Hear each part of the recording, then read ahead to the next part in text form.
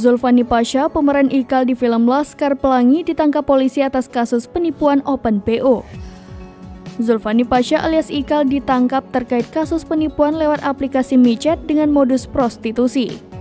Ikal mengaku bahwa ia terpaksa melakukan tindak kejahatan tersebut karena faktor ekonomi.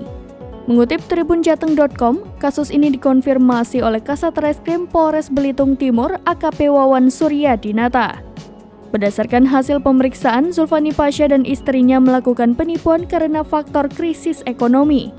Ide tersebut muncul ketika Ikal dan istrinya ingin mengunjungi kediaman mertua di Belitung Timur. Namun keduanya tidak punya uang untuk membawa oleh-oleh. Terdesak situasi tersebut, pemeran Ikal di film Laskar Pelangi berpikir untuk menipu demi mendapatkan uang. Atas kasus penipuan dengan modus prostitusi online ini, Zulfani Pasha, Putri Amelia dan rekan mereka bernama Andi terancam hukuman maksimal 4 tahun penjara. Selain kasus penipuan, Zulfani Pasha pernah terjerat kasus lain yakni kepemilikan senjata tajam dan diduga terlibat dalam insiden tabrak lari.